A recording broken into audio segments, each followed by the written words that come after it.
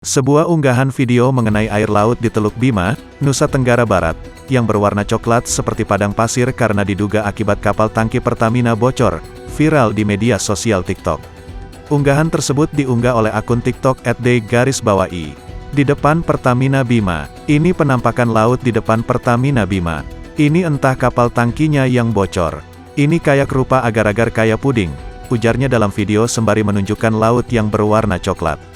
Hingga kini unggahan tersebut telah disukai lebih dari 628,6 ribu kali.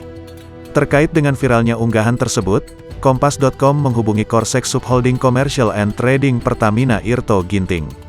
Saat dihubungi, Irto menegaskan bahwa penyebab munculnya fenomena laut berwarna coklat seperti padang pasir di Pantai Lawata, Bima, NTB tersebut bukan karena kebocoran tangki Pertamina.